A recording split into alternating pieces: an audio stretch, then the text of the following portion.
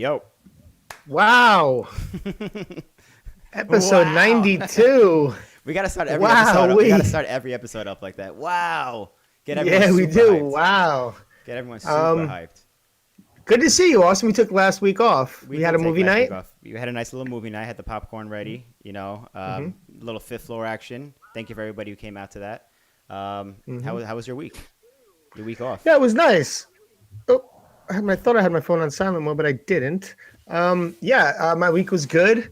Just a bunch of work. We did some skating on Sunday brunch as per usual. Was I fun. saw the clips online. Um, yeah. Oh, were they? Oh, yeah. There's People always posting like stories and stuff. Okay, yeah, because I know they're working on like a new film, like the last one. So, Ooh, yeah. that's good to know. Ooh. Ooh, Yeah, you it's just been fun. just So, leak that out. is it a leak? Oh, damn. All right. It's Well, all good. We all know. it's We're gonna know eventually anyway. yeah, it's been fun. Anyway, welcome to episode 92. We have a very, very, very special guest that I'm super stoked to have on. It's gonna I've be known fun. this person maybe coming on like 16, 17 years, very long time, and I cannot wait to go through some of the history and the stories and what she's currently doing. Yeah, definitely. Um, so yeah, before we get into that, we have a couple things. We have a spiel of mine. I have a spiel I like to put forth, and it's please follow us on all of our social media platforms. Go to our Facebook, give us a like. Go to our Instagram, give us a follow. YouTube, hit the subscribe button. Really helps when you do that. Hit the notification bell. We have comments. If you can comment, share, go to our iTunes, give us a 5-star rating, give us a review. Those things help as well. Subscribe there. And we also have a Patreon that we've been working on some new content. You can be a Patreon member for as little as $1 a month. It gets you exclusive content to some of our, what is it, three-piece. We have a three-piece. We have Inside Inside Out. We have Section commentaries. section Some of our commentaries. guests. So, yep, working up. I was trying to distinguish what's like the rewind, which we put out for Yeah. free, versus what's on the, because so we're working on a bunch of new segments. And so please, if you want, you can be a Patreon for as little as $1 a month. Someone said in our comments last week, "Hey guys, take a look at the Nine Club. They got great backgrounds, great studios. They're doing their thing." Well, I gotta tell you, fellas, the Nine Club makes a lot of money. So if you want to help us out and start kicking in that Patreon, I can get some stuff on this wall back here. I see so, you got some tape you know, over there. Was it holding up the wall? I got to, What is that? yo, you're trying to play me? What? Nah, dude, it's an agenda for my dog for when she got out of the hospital, her Ah, pill diet, and okay. so we put that up to the wall. That's I important would business right there. That's important yeah, business right there. exactly right. Bella has to be So part of the show in some way. right. So yeah, thanks for listening to my spiel. On, We, on the same spectrum as the spiel, real quick, I was looking at our stats the other day on YouTube, and oh shit, shout out Brain Dead with the water bottle. shout out Brain Dead. I was looking at our stats on YouTube for our last episode with Kay Luz, and according to YouTube, 43% of people who watched Kay's episode were not subscribed to our channel. So I don't know what 43% of you guys are doing right now. You should be subscribing, hit that bell icon, so you get notified every time we go Please. live. That's a big percentage right there. That's a big percentage. I mean, think about it. 43 whole That- percent. They're criticizing our background, but they won't even click the subscribe button. Come on, click the subscribe button. We got to do something special for our backgrounds next episode now, because someone said that. Now the pressure's on now. I made it hot. Well, And moving we on. also have a bunch of new Patrons as well, right? We have new Patreon supporters this week. Big shout out to Ed Braxton, Willa Hardy, Chris Plastic, Ryan Dark Magic, Ian Scott, Peter Wyckoff, Patrick Sullivan, and Thomas the Franchise. Boom. Shout out to all you guys. Thank you so much for being part of our Patreon and supporting us. And like we do every month, we have to pick it up with February because we're running a little late now. We took a week off. But we do a monthly giveaway for all of our Patreon supporters to show our, thankfulness for supporting us. So here we go. We have all of our Patreon supporters here for the month of February. And you guys have a chance to win one of anything out of our online store. So the winner for the month of February from our Patreon is Michael Weitzman. So big congratulations. Shout out to Michael Weitzman. Thank you for supporting us. You won for the month of February. We will reach out to you so you could get one of whatever you want from our online store. Could be a T-shirt, could be a Jump Street hat, could be a mug, whatever you want. Anything. It's really anything. And if you think about it, I was just thinking about it now. It just hit me. 92 episodes. You could be $1 and get something from the online store. Exactly. Look at that. Exactly. You could be making money off of us right now. if you're going for $1, and in 5 months you win, you just made money. Yeah. So just think about it like that. the hustle of the Jump Street game right there. No, I'm just kidding. So thank you everybody for your support on our Patreon, and congratulations to Mike. Yeah, thank you very much. Yeah, it's all tongue in cheek. I'm just kidding. But also, I want to give a special shout out to our sponsor. I know you guys have been seeing the same commercial, but we have some new commercials from our sponsors. So some very cool new stuff.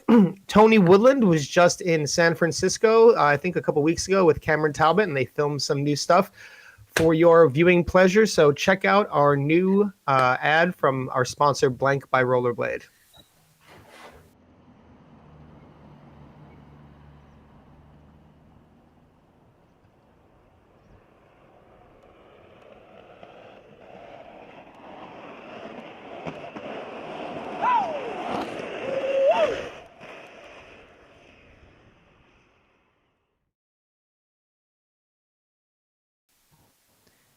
I love the hooting. I love that clip. I love the hooting and hollering. It's no music. It's just a classic SF. A couple homies bombing a hill. I love that. That's all you need it when you live in SF. It's never not going to be cool to bomb a hill. Nope, never. I'd actually never done that. Just be safe. I'd actually never done that. I never bombed a hill in SF. I'm sure you have. You lived in the Bay for a bit. Yeah, there's some good ones. SF, I've not bombed many hills there, but the good hill bombing is in like Oakland and the surrounding cities. Isn't that where you live? Because you don't have to. Yeah. Okay. It's not to the deli like, every day. but that's what I mean. Like in the surrounding cities, like it's not as city and hectic with like the cars and stuff like that. You know? Yeah. Oh, that makes sense. Yeah. Was that a motorcycle? What happened? What's going on in your studio over there? I don't know what's going on, but either way. Thank you, Blank by Rollerblade. Everybody go check them out. Link in bio to give them a follow on Instagram. And stay tuned for all their updates coming in 2021. Thank you so much. Should we welcome our guest in?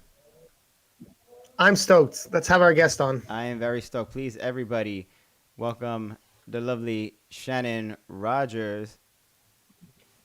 Boom. Hey.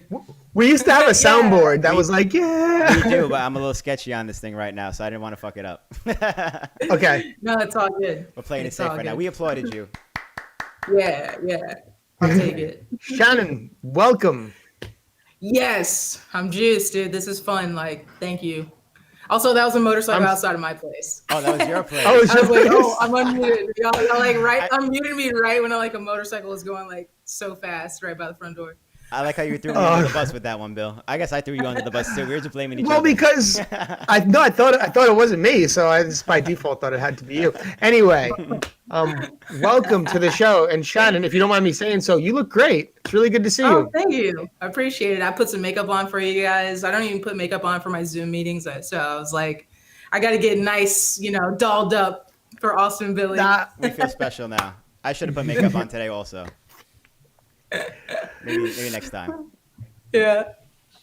Well, I'm actually, I've known you for a long time. On my first trip to California in San Diego, my first time in California is when I met you, and that's when I actually, met Billy, we met briefly before that in 1999 at Riverside Park, and I have some footage from it. And one day next time I go home, I'm gonna try to find this tape because Boshi's on it. It's the very first time I ever met Mike. Whoa. It was like the all girls skate comp. Remember that? Oh yes, I 100% remember that. Park, like Chris Edwards was there. But then like we actually became friends like maybe 5 years later after that, because that was maybe like 99 or 2000 or something. Like, damn. Yeah, that was a good event. That was a good girl event. That was fun. That was really fun. Yeah. That was awesome. And it's the first time I met Fallon. Fallon was like 9 years old or something stupid. So young. Did Kelly help throw that? Was like Kelly the organizer? I feel like yeah, I think so. But other than that, then Callie and all the times after that. Okay, We've always been like the people that are at every event. We're always like, let's hang out. We're always like yes, chilling. forever. I remember even right when I came back to when I first came back to Cali this time, the first Sunday brunch I went to, you were at with your partner. I was so that's stoked like to the see last you. time I skated in LA because that was what like the last week of January last year, Yeah. and or like the first week of February or something like that. And then I went to Austin after that and skated, and I tore my shoulder, so I couldn't skate. But it also like pandemic happened like 3 weeks later. Oh my God. Okay. We have so like literally just talking about just this alone. I have so much I want to talk to you about, ask you about, and get into you with about all these things. But I feel like just for matters of cohesion and so we don't stick to miss things, I like kind of starting on a timeline. I'm kind of very predictable in that way. So Let's do it. Awesome. Can we someone talk said about Kate Ginkgo. Oh yeah, I remember her. Organized that. Kate all girls. Janko? Django, that's her. correct. Yeah. I don't even know Wow, who that Kate is. Django. That is correct. Kate Django. She's an old G New York And like legend. Salima Songa was there, who Oh, was like shit. rapping Salima with was there? Salma Oh back. my Yeah. And I was like, Like yo, Katie Salima Ketchum, yeah. Songa. Like, oh yeah, man. Old school girls were tight as hell. Wait, can we before we sorry Billy, before we go start on No, this like timeline I thing, feel like there's too much. So go ahead. Before we go Yeah. start on this timeline, I gotta know we're at this comp because I never even heard of this comp in New York in 1990. Yeah, it was There an a girl comp. all girls skate comp. Was there no guy comp at all? It was just only girl comp? It was covered all in daily girls. bread. It was covered in daily bread, right? remember that. Shannon? But Bashi was there and Calvin. Calvin Sales? Yes. Oh yes. He was the remember star of that skate park at Yeah, Riverside. The mini ramp. The mini That's ramp, so the funny. launch box. He used to just on the launch box 540 it, all different grabs like for 2 hours, the same 540 and just try it. Mute grab, tail grab, whatever. But yeah, no, that comp was a hell of an event. It was like one of the few events that were ever at Riverside, and it happened to be an all girl event. And yeah, that makes sense. Kate Django doing it. Fallon was there, super duper young. I remember seeing you there. Wow, that's So this must have been a Yeah. big And event. then, 'cause I girls, won flew like out. best crash or something. They gave me some like those crash pad hip pads. That's what I won because Oh, I man. ate it so hard doing something stupid. I'm sure I can't even remember what the trick was, but I remember this is just coming back to me right now that I won like best crash, and I actually used those crash pads. It was the hip ones that you just put like you just throw them in your pants, not the shorts, but the one Yeah. like they worked well. honestly, like looking back now, especially with my hip, I wish I would have had some access to crash pads. Crash pads just seem Yeah, like right. It's a good prize. smart move. Yeah. That's a funny one too. We never, first of all, to have an all girls comp alone, that's like awesome to hear. But to have like a prize for best crash, you don't really see that. Even like Winter Clash, I don't think has a best crash prize. They should. Yeah, People get broke off at Winter Clash. Pro Tech or Triple A need to sponsor that. Yeah. I mean, it's pretty inclusive though. You know, they're like, it's not just like, hey, even if you Yeah, not the best. busted your butt all day, you get a little something. That's nice. That's a good little. Yeah, that's cool. Yeah. Cool. So I'm sorry. Talk to me about because you've been skating for a long time. I've known you again. You've been there since '99. I started like 97. I used to skateboard. I skateboarded my whole life. Like I still skate sometimes. I had to skate for auditions a lot, which is very silly. But I skateboarded since I was like 4. And I had rollerblades too, but I mostly skateboarded all through until middle school, transitioning to high school, like 8th to 9th grade. After MTV Sports and Music Fest came to Austin. And that's actually, oh my God, dude, this is so wild. A friend of mine was hooking up with Aaron Feinberg for the weekend. So I was like her tag along. And Brian Smith gave us passes for the next 2 days. So we went that Friday and my brother took us, and Brian Smith was like at the SBC booth, ginseng booth, and gave us passes for the next 2 days. He was like, yeah, just wear these sticker things, you know. And so like I met Corey Nelson that weekend. Randy Spicer was there. Oh my God. I want to say Marco Hinse. I know that other people like Petty and all those people were there, but Dion Anthony. Those are the people that were like really hanging out at that booth, which is so funny. And Corey Nelson was such a dick. What is this, 97? They're all like fucking 16 years old, making like probably like 80 grand a year. At that point, Aaron was probably making pretty decent money because he was like, I think he had already won X Games. That might have been that second year of X Games, like not the one that was on his birthday, but that next one. Yeah.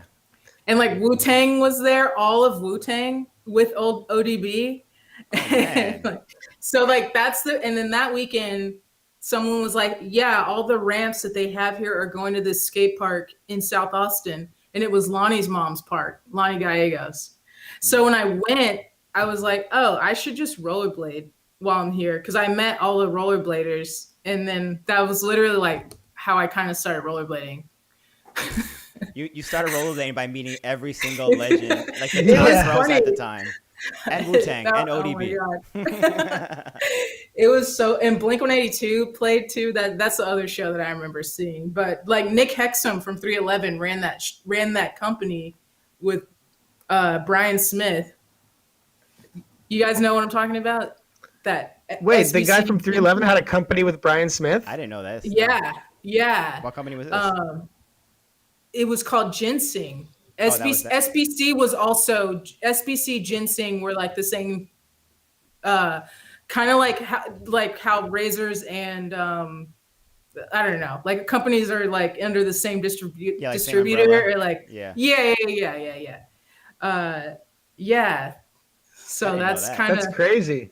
So that was like my introduction of like, oh, this is cool. And then I saw there's a skate shop in Austin called Armadillo Sport, and I used to go in there and get like toy machining videos or whatever. And like my mom would they knew my mom, and they let us borrow videos that they were watching in the store and take them home. And then like I could bring them back the next day because they knew my mom was going to bring me there every day. And they let me borrow VG6. And I was like, dude, this is awesome. And then I think chocolates were on sale. So I got some chocolates, but then that Christmas I got the Dirt. And then I think I got Roadhouse's skates when those came out, like after that. Yeah, diehard rollerblade fan right there in the beginning. Your first skates were chocolates then. My first aggressive skates, yeah. Mm-hmm. So I was about to say, was this like a conscious decision away from skateboarding into blading, or like you're gonna do both, or just like it was conscious because when I went to 9th grade, a lot of my skateboarder friends became like, they kind of became hicks. They kind of became like, they wearing boots and shit. Like, it's Texas, and a little bit more preppy. And I was like, well, I want to skate still. So I just, like, my mom would take me to the skate park. She knew Loretta, Lonnie's mom, and would just like let me hang out there after school. It was kind of like our little clubhouse. And then they all rollerbladed. So like Lonnie, Jason Howard, Frank Stoner, Anthony Medina was like I think he was in 7th grade when I was in 9th, because I think we're technically a year apart, but like school year is different. So like Ant and Jay, they were in the same grade. I'm trying to think of who still skates that like was of that crew. But yeah, like that was like, those are my homies for life. Like they took care of me actually a lot. They took me street skating when I first did my first rail and stuff like that. Like they were totally just like the best dudes. Do you think maybe like your past with skateboarding made you progress so fast? Because I thought, by the way, you were skating in 99 and 2000, you had been skating for a while. I'm surprised only from 97, because by the time 99 and 2000 come along, you were skating some pretty serious stuff. I think a couple things happened. One, this is a personality trait that if I weren't doing something productive could probably really have gotten me into trouble, but just not knowing when to stop not knowing when to say no and just like keep going. Like I would just fall and be like, oh, okay, I'll just try again. But that's like kind of the something in my subconscious that like has gotten me where I'm at in life in general. So I don't. And this is what earned you the greatest fall at the girls' comp in New York. There you go. It's the same attitude. Yeah. Okay. But like I'm like a fragile girl skating with like Jason Howard, and then he's like jumping on all these big rails, and I'm tall, and like so I'm like 5'10". So on skates, I'm pretty tall. So when we would go street skating, some places I could jump on the rail really easily because I'm like, oh, but with my skates on, like if I just go fast enough, like I can jump on. I'm not short. I'd already gone through. You know how some dudes are like, I mean, we definitely I skated with some dudes that, you know, hit puberty later. Let's just say they had to wait a little while to gain like 6 more inches, you know, before they could really jump on higher stuff. But I've always been like the tallest person in my grade every year. So just being out on the street, I was like, okay, I think I can do this. Like, I don't know, Jason's jumping on it. Like, and now, like looking back, it's like the most gnarly skater to be like trying to follow up, you know. That's good though. That's what makes skaters so good. Like growing up with people that are better than you and pushing themselves. Yeah. So you skating your first rail, because you kind of jumped right into skating your first rail before when you were just talking about it. It was like you didn't even think about it. You just threw yourself at a rail. They had like, you know, like the Bower box that they had at NIS. Yeah. Like they had like a really great one at Loretta's Park, and so I would just session the down part all the time, and then we went to this one rail. That my first rail is the building that they use as Initech in Office Space. No way. Fun fact. And my mom used to work there. So it's like 2 random things, but that was the first rail I ever skated, skate across rail. And it's like a short, steep rail that's maybe like 10 stairs. It's very steep. So you just kind of, you get on it, you get off it. You know what I mean? So I just like pretended like it was the down of the Bower box. That's But I actually broke my tailbone that first time, and I didn't know it until like 3 days after, because I thought it was going to be so hard to do, and I jumped so high to do a soul grind, and I just split it. Oof. Oh no. Yeah, I didn't witness the fall that you were previously talking about when we met in '99, but I have seen many of your profiles, and there are some pretty tough falls in there. And I know, it's funny because like some of them look so much worse than they actually were. I promise, but yeah, I would just get injured all the time. Those are the good falls though, when they look really bad and you just get up like, nah, I'm cool. Yeah. Oh, I was gonna say, piggybacking on why you think I progressed so much. I did ballet since I was like 3 years old until I was about 13 or 14. So like weekly. So I think that really helped me with like endurance and flexibility and stuff like that. And I know I crashed really bad, but certainly learn how to fall properly. Like something about that combination with skating is I'm grateful for, because like there's some times where I swear I'm just like walking down the street and I like just trip and I'm like, I should have just fallen on my ass, and it doesn't happen because my body's like trained. Yeah, ballet makes some of like the strongest people, like the boxers, huge into ballet, just on the levels of control. It was like pre-yoga stretching, control in place and etiquette. It's like like how a plank is really tough, and it's like standing planks in position that are so I could see that being a big contribution to all that. That's good to have. You got to know how to fall if you're skating. That's like, even when you're talking about just walking down the street, like I should have fallen right there. Most people won't like recognize that until you see someone like us. Yeah. No, I've had some crazy injuries. Some dumbass injuries too. I'm just like, what? Breaking a tailbone, that doesn't sound pretty. No. It was a hairline fracture, but it was still annoying. I just had to sit on a donut at school. I was all proud though. I was like, I jumped on a rail. That's why I have to carry this donut to fucking algebra or whatever I was going, Yeah, I remember definitely seeing you skate in a cast too. Yeah, I've broken both wrists. Like I think this one's had 3 casts and this one's had 2. Oh, damn. This one. And then I'm, on a computer a lot, so it's not great. Oof, that's tough. Skating with a cast on or any kind of injury is kind of tough. But I definitely remember seeing you skate with casts on your, and it might have been more than once too. Now that you said you broke 5 times between both arms. Yeah. But it's You're pretty fun. hardcore. I don't know. Yeah, I was about to say you're Don't bad. stop. Yeah, my mom still to this day will tell people. She told Ross like last time we were home, like she's like, I used to take Shannon to the doctor, and they would make me leave the room and be like, Shannon, how'd you break your arm? Because they thought like something was going on at home, and I'm like, I broke it I was at the skate park, and they're like, you can tell us, and my mom's like. I think she's not bothered by it, but she keeps telling it like I'm a good mother. Like I would never to my daughter. Yeah, something But that it is your mother funny. would want to hear. Yeah. No. She's like, yeah. Yeah, I'm she's sure fine. I'm sure she's been terrorized enough through a lot of the injuries she had to endure watching you come up skating. So Yeah. hopefully Yeah. she may be used to it now, or maybe you've calmed But down. I'm Who so knows? grateful that they like. It's not that they were like pushing me, but they were always like, oh, a video part or something, like watch it, or like they would come support and come to the competitions we'd have at the skate park and stuff like that. And like she loved Jason and Lonnie, like all our friends in Austin, like to this day. So that's that's pretty great that she was always accepting of everybody. She didn't care. That's cool. You need that Yeah. support. Yeah.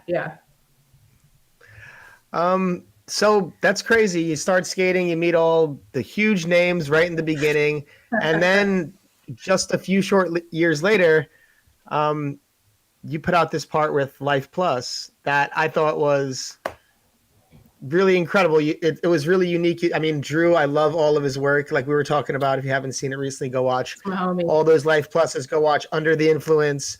It's incredible stuff. That's all still so good. But there was like a lot of concepts in those, and it started off you skating in a dress, and it ends with you hitting the Staples Center ledge at like back in the day, so long ago, and that was such, to me, I think that was like a monumental part for female street skating. I didn't. Thank you. Yeah, what was that like to be a part of that, and to have Drew and everyone who was involved with Life Plus, I think James and Corey Casey and all these guys have you involved in working in such a cool, exciting, very new at the time video magazine that was like, really awesome. Man, they are like still the homie, like Drew. I fucking love Drew to death. He's amazing human being. But they put out a clip, VCR Suck is his Instagram for like Life Plus leftover stuff. And they put out that clip recently of me falling on that brick ledge. Yeah. That's the first time I met Drew. That was before Life Plus.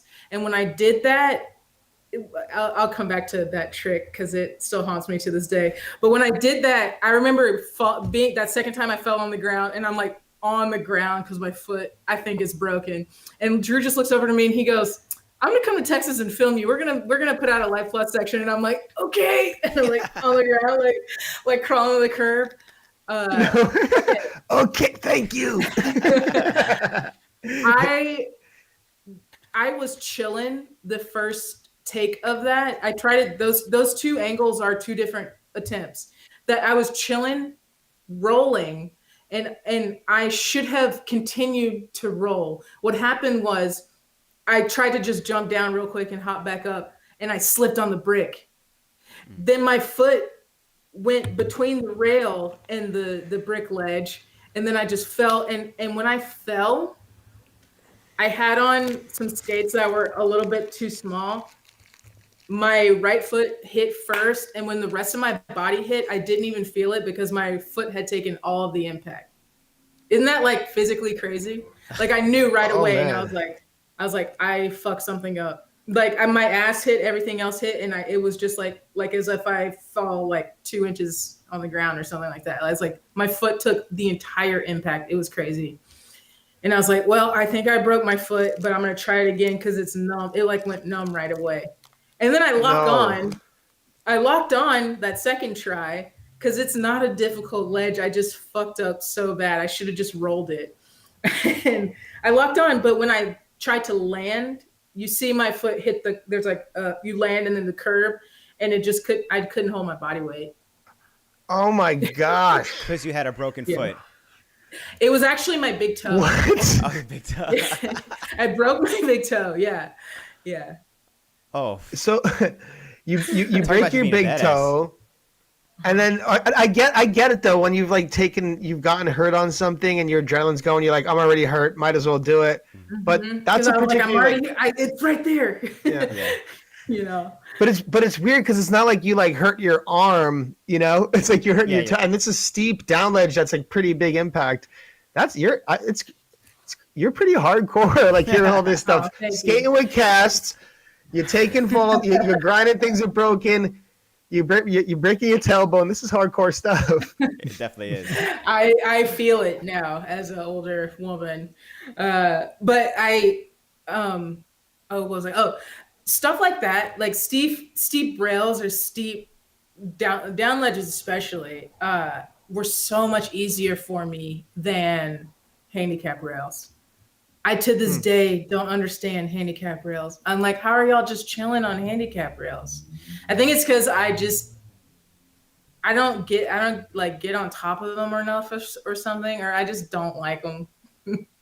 I think it's an environment thing. You know, you New grow up York, on. we didn't have any hills, and we had so many handicap rails. We just had to skate them. And I would imagine in Texas, there's some pretty big, like I don't know, down south in like Yeah. Atlanta and stuff. All the rails are massive. Like all in, like the South of Carolinas, Tennessee, like all the. I don't know particularly about Texas, but I would imagine maybe that could be part of it too. That's true also. I don't know. What I was don't hitting know. the Just- Staples Center ledge like? Because are you the only Oh, woman yeah. to hit the Staples Center ledge on No, rollerblades? I think Fallon did it too. Oh, I Fallon think did, yeah. She Fallon did. did Farfan Union. Yeah. That's crazy. It took 19 tries. You remember and- 19 exactly. We counted the tape, and not because the ledge is a perfect ledge. The end is like 6 feet tall. Yeah. You know, Billy, like it's Yeah. not like you're coming off a normal down ledge. You know, it's like you have to like understand the impact. It Never hits thought about hard. that. That kept fucking me up. I was like, I'm doing it. What? I was like just screaming like, ah! I don't understand. So when I finally did it, I was like, oh, thank fucking God. Got it over with. 19 is No. not bad. I spend way longer on many tricks. 19 is good. But like, it's a wide ledge, right? It's not something that you're gonna totally get fucked up on because you can kind of like, if you miss, you can kind of grab it or like slide it. There's like a lot of surface area. It's different than doing a rail that's like the same thing, you know? Like, I don't know. But that landing sucks. Like if I stand up under the landing, it's still like so high. I never thought about that. I never been to that spot. I never been to Staples Center, but I never thought about that That's the landing 'cause part that's of a it. huge thing. Yeah. Yeah, that's the part of it that's so hard. That's so hard. It makes you appreciate all the tricks that have been going down there that much more. I know I saw a motocross dude. They set up a launch in front of the flat of the ledge, and I think he gapped over that flat to the down. That just sounds absurd. Someone Yeah, just no. said that money. The reason rollerblading has problem is because of the government. What's up, Mike Murda and Marani? Nick Mance is in here. Haven't seen him in a minute. I know Miguel's in here. Drew's in here. What's going on, boys? I like this. I That's guess fine. it's interacting immediately. I with the love chat. this. I love this. And no one's ever done that before. I had it open. She's like, I see you So all. if you like it so far, like and subscribe, my boys. Jones Street Podcast. That's right. continue to That's the right. Do you Patreon. have a page we can plug real quick? Nah, just my Instagram. What you have right there. That's all I need. All right, we'll get to At it. We're gonna Shannon get to Joy Rodgers that. on Instagram. Give her a follow. Yeah. I want to get into everything later on, but I still want to dig a little bit into the past with everything. Because So, I like this. I feel like sort of remembering. Oh yeah, like Hoedown or like what was the Detroit comp? What was the it Detroit not? comp? What Motor City Shakedown? Was that what it's called, or was Was it it Motor- there's IMYTA there? The street competition, right? No, Park. And it was the first time I saw Park. you. It's the first time I saw you back after you got hit by a car. Remember? Yes, I think this Yeah. was this wasn't the I think it was the one at Airborne, right? Yeah. Airborne was around after Yeah. your injury. No, Oh not man. airborne. Not No, it airborne. wasn't. It was What are we doing to ourselves? they still skate there right now, like Modern. new. So it was Oh, Yeah, modern. so modern. bitter cold. Yes. It was bitter cold. Yeah. That's what it was. Bitter Okay. cold. Yeah, right. I was like, what the hell was We got it. That But makes yeah, more sense. That makes definitely more that's sense. funny. Yeah. Okay, I want to dig into all that stuff, the hoedowns, all this. We're gonna go through memory lane. You mentioned Jason Howard. I know he was a huge influence on your skating growing up. I want to talk a bit about him, but I also want to ask. I know you had a lot of local influences. Did you have any influences that you looked up to skating when getting into it? People that you were Oh like, my oh, God, this Randy. is someone. Randy Spicer. Every time I see Randy. Randy, so I'm like, "Hi, Roadhouse. What's up?" You know, and my mom knows who Randy Spicer is. It's so funny. Yeah, I fucking love. That's awesome. Randy. That's cool that you met him He's before you still started such an skating. inspiration. Oh, you ran into him before you started skating. That became like Yeah, your biggest yeah. influence. That's a I know. I saw him last Blading Cup they had. I think was the last time I saw him. He had a new girl and everything, and everybody was like, "Yeah, Roadhouse, killing it." because he had a girl. Yeah, he had a new girl, is what we were saying. Yeah, I remember that. I remember. Yeah.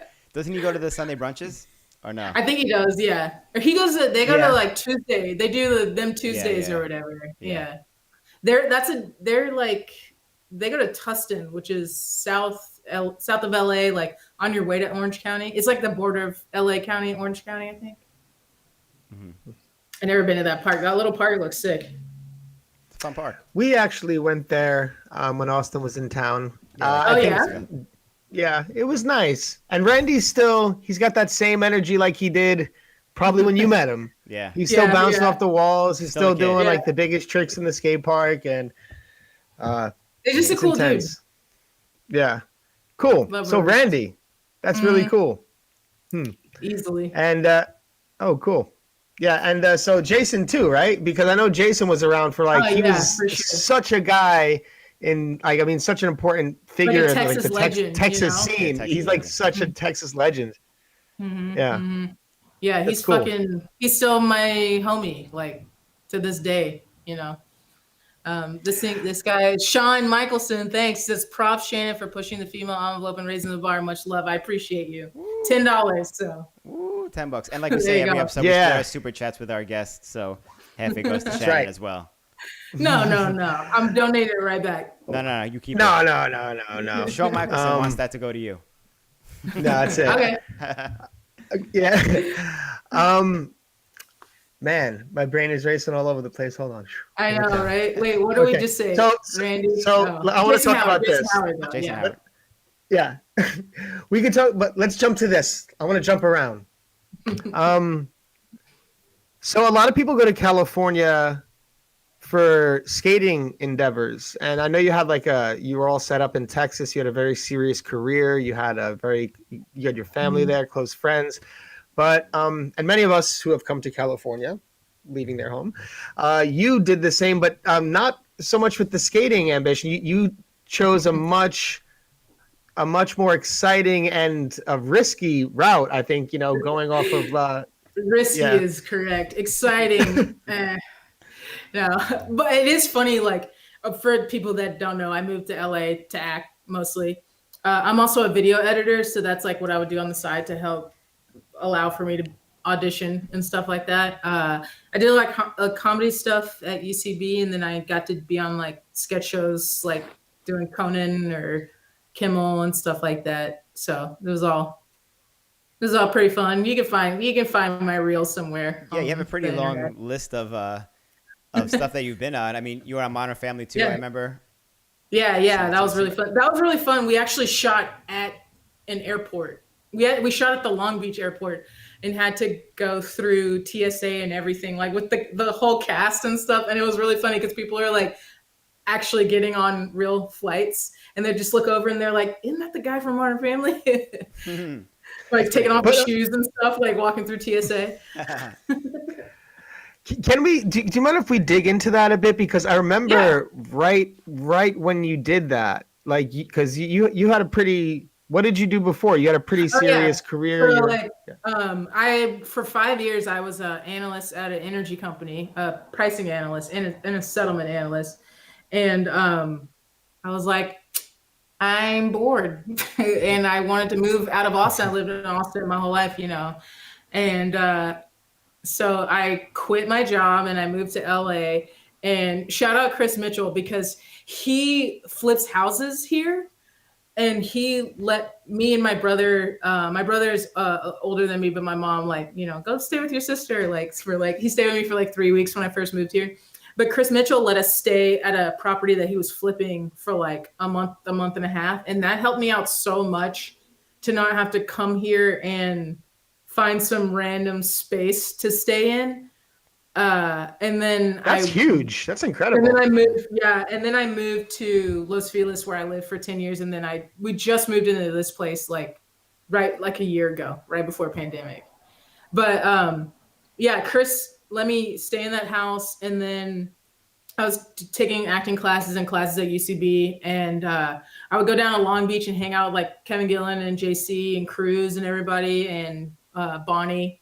And so I had friends there, and then I met people in classes and stuff like that. And that's like really kind of who I hang out with now, That must have been, well, first of all, congrats that you've taken a path that I know many that have taken that they have not found fruitful results, because it is a tough path.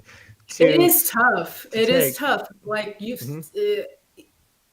I am grateful that editing is such a thing that I can leave, go to an audition for a couple hours, come back to the office, or come back if I'm doing it from home, and no one, like, it's like an individual thing. Like, I just need to like put out an edit at the end of the day or the next day, or like address notes. It's not something that like I have to be on.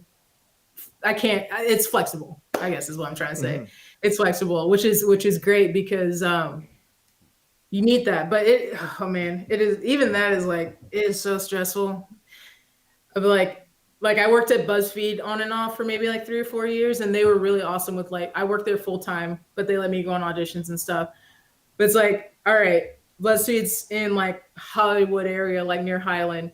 And then I have an audition in Santa Monica at 1 p.m. and the sides are like 12 pages long. And I'm just like, and I got them at 10 o'clock the night before, but I got to go to work at 9 and then have them ready. But it was just like insane. I would schedule like Zoom meetings with like my acting coach at like 7 a.m. and just like try to bang it in my head for 30 minutes as much as I could, go edit, drive across town, changing in my car and shit like that. And then, but some things work out and some, don't.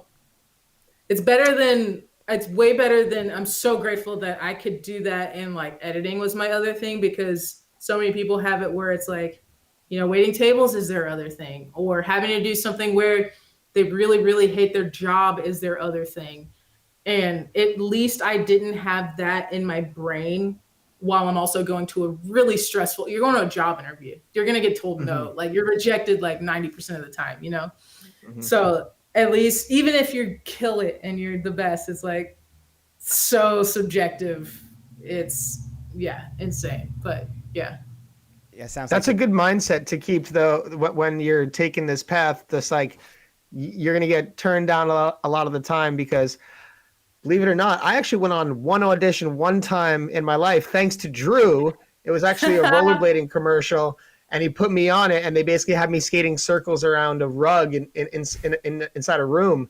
And I was like, oh, I'm in. That's it. I'm set. It's good. I got to know we're in. It's over. I didn't get the call. I was like, no. And see, if I was like in that game, it would just hurt me too much, I think you would kill it right now. If you watch stuff like, I don't know, like Snowfall, or like all these like crime shows, like you're the guy that's like, you like slick back your hair and you smoke a cigarette and you're like, yeah, I know where the body's at. Like, I don't know, some shit like that. Like, I get Shannon, we are going to talk. We're going to talk business. You have such a good look. Like, I'll be Shannon, your fucking manager. I was gonna say, Shannon, let's go. You gotta get Shannon, let's go. number. got a podcast host. No, I'm just kidding. But Shannon, have Shannon, you ever I done love any, that. like, any skating acting jobs like how Fish was talking about? 'Cause I know a lot of people who do that. I've been on a veil for a couple. There was one that I'm like kind of bummed I didn't get. It was skateboarding though, but it was for a Honda commercial.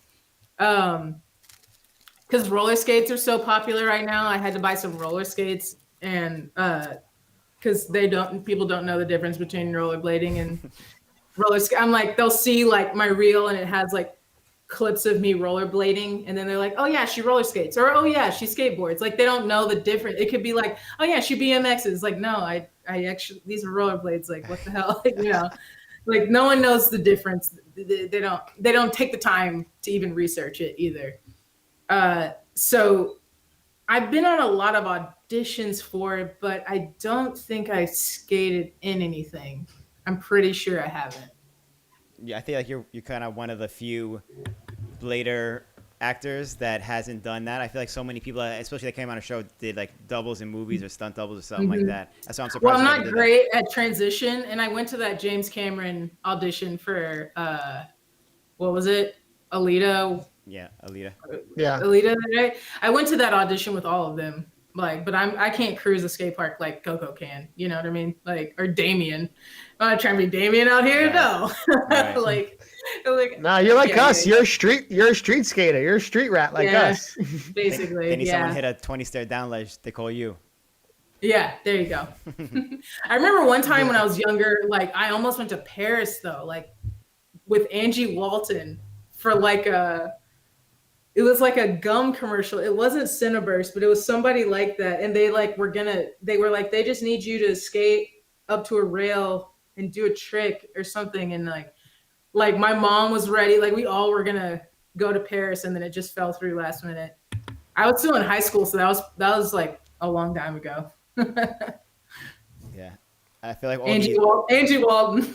How funny, right? You're right, though. I feel like there's so many of these jobs that come up and people are looking for a skater. They're like, oh, we need someone to skate. And you're like, okay, that's so general. Like, is it street? Is it park? Do you want me to do backflips? Because they usually do want you to do backflips. Or am I going to just cruise down a sidewalk? Do you want skates? Do you want skateboard? Do you want roller skates? Like, well, what is it? Like, they're always so vague. Yeah, I've had to, for auditions, like, skateboard down a sidewalk, eating French fries, like McDonald's. And I'm like, let's just fucking film this commercial. I can do that. Yeah. Like, why are you making me? I don't know.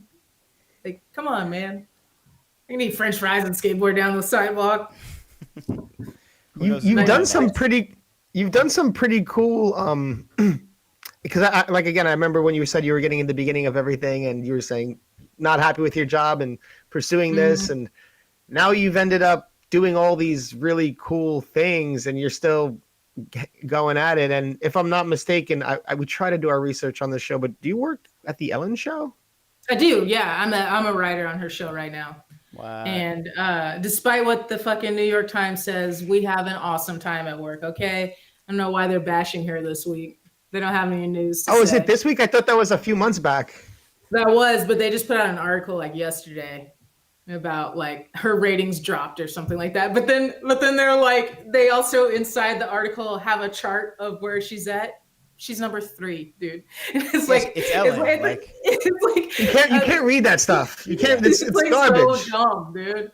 Yeah. Also, the backlash that she got last year, it was her ex-head writers that were like harassing interns and shit like this. But you don't hear about those dudes. You just hear about her because it's her brand. They really kind of traumatized a department, and she's the punching bag for it. Right. But she's tight, dude. Honestly, she's like really chill. I have to see her every day. That's sick. I didn't know that you. I heard that you worked for the Ellen show. I didn't know you were a writer though. Mm-hmm. Yeah. They like. I'll just. They need so much content because we do at least 5 shows a week, sometimes 6 within 4 days. Like we'll do two a day sometimes, and then have a guest host. Like Thursday, we have Tiffany Haddish, and she'll be guest hosting. But the last time she guest hosted, I made this. I was just like, Tiffany Haddish rhymes with radish, and so I made this like bit, Tiffany Haddish's radishes, and she was like eating a bowl of radishes, like doing like a sexy commercial with like purple lights and stuff. And I don't know, it's on my Instagram if you go to it. But they just like need ideas, so sometimes I'll just say something stupid like that, and then it gets on the show. Those are the best ideas. That's dope. Yeah, just something they love stuff that like rhymes, that you could pull up like TikTok clips or something, like just for a quick segment, because we only do the comedy bit before all the guests come out. So we'll do the monologue and like any of the comedy up top, like the games and stuff with Twitch and stuff like that. Yeah. So contrary to popular belief, Ellen is a kind person she is. It's a nice work and environment. She's been doing the show for almost 20 years. So like, I don't know, man. I've worked for some pretty shitty people in Los Angeles, and she's not one of them. I've worked for some misogynistic, racist assholes, and she is not one of them. There are some terrible people in this world, and like she just gets picked on because she's like a gazillionaire and her name is everywhere, and she's a woman. You know, Letterman like admits to fucking his interns and like is still like glorified. You know what I mean? I don't know. People suck. I mean, Hollywood, right? They had like Harvey Weinstein up there, and everyone knew about it forever long. And then when the public found out, it became an issue. But everyone, I guess, knew about it for a long time. So that sucks. But I'm glad that your job doesn't suck and she doesn't suck. And hopefully we could take away. And everybody has their days where it's like stressful, you know. Yeah. You do it for 2 years. Like, there's some days where you're going to come in and it's going to be like, yo, let's just get this fucking show done. Like, that's fine. It's really not that big a deal. I'm glad you cleared her name on the show, because now the tabloids because everybody was looking for that Ellen gossip. This is going to go viral. We broke it now. That's it. That's insane. You're going to see this on all the websites, all the magazines now. Shannon Rodgers on Jump Street Podcast clears Ellen's name. And she's National Enquirer. And then you heard it here first. And then you get a promotion and a raise from Ellen. Nah, she probably won't do that, but it's all right. No, but I do have fun. I do have fun, which is tight. Like the hardest part, like sometimes, is just writing things specifically in her voice. That's not like you can't do that unless you're on the show writing for her, because basically you're writing how she thinks, you know. Doesn't matter if you have like a master's in screenwriting or anything like that. Like you have to be there to understand it. But like I love doing like silly jokes or bits or whatever. I'm trying to they actually wanted me to skate on the show, but it was going to be too hard to do. But I have like a clip of Julian that I brought in that we're going to use eventually. I think the one where he's jumping through a hula hoop. Was that for the Ellen show?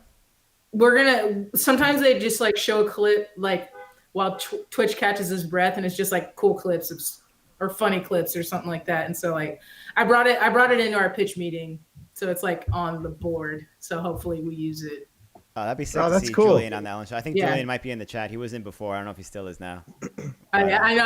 I hit him up. I was like, "Yo, put this on your main, because that's the kind jumping through a hula hoop. That's the kind of shit that I could like, if they're like literally in our pitch meeting looking for content, I'm like, I have this clip. We could that's 20 seconds, boom, you know. Yeah. What about like the stuff that Damon does too on his like TikTok or whatever? I gotta check it out, because I don't use TikTok, but that is a place that they source a lot of their content. I mostly just see the Instagram stuff, you know. And if I see something fun, I'll put it out there. Julian said, "Let's go." I absolutely. He knows what's up. Or there's a segment called like that we're doing with Tiffany on Thursday called Black. It's either going to be called "I Don't Do This" or "Black People Don't Do This." And there's a clip of this BMX kid that he's jumping off a roof of a church and he lands in the like shrubs, and it basically would just be like show the clip and then turn to Tiffany and she'd be like, "Black people don't do this." Like it's that simple, really. That's fun. Yeah. I actually have a couple of questions that I'm curious about. These are just kind of curious ones. Um, have you worked with one, or have you met anyone in Hollywood that out of all the people that you like actually starstruck? And the other one is, have you ever worked with anyone that you thought would be cool to work with, and then you were disappointed by them as a person? Oh, that all the time. And sometimes it's more so like low-key comedians that you might not really know. And I'm just like, damn, this dude too is a dick. Ugh, fucking A. Ah, But some people don't realize that they have fans. And and that they haven't grown out of the like that eagerness and that ego of like, I've got to prove, I got to do this and blah, I deserve this, blah, blah, blah, instead of being like, wait, someone's looking at my actions. One, be a decent human being. Like, who the fuck raised you guys? Two, but like some people are, I think they don't have that sense of like, oh wait, someone might be looking at my actions that like enjoys my content and is looking at my character. Let me just like put on a brave face or a nice face or whatever, you know. And some people are just really in their ego too. I mean, look how many people, this is unfortunate, but look how many people you think are so successful here that kill themselves.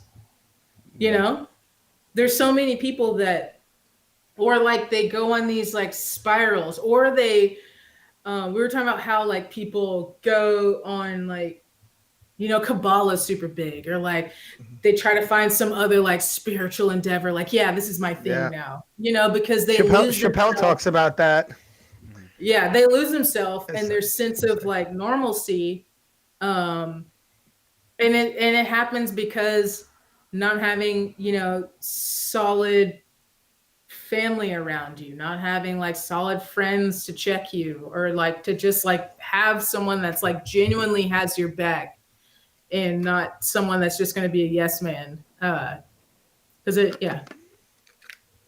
So it's a bit of a ruthless industry at times. Yeah. Oh, but wasn't like starstruck. I was trying to think of anything like that. Oh, I did see Bobby Brown once. Just like that was tight. That's cool. That is very cool. But when I started, I have my own office, thankfully, at the Warner Brothers lot. So one time I was just walking to set and Clint Eastwood was like getting stuff out of his car. And I was like, yo, that's tight. His office is right across the driveway from mine. Like, dang, Clint Eastwood. Yeah. So you're on that's the Warner old Brothers Hollywood lot? right there. Yeah, I'm on the lot, but I mean, I'm sure I have an office there, but we've been working from home since Ellen had COVID over Christmas, because she got COVID, so they like really closed down the studio.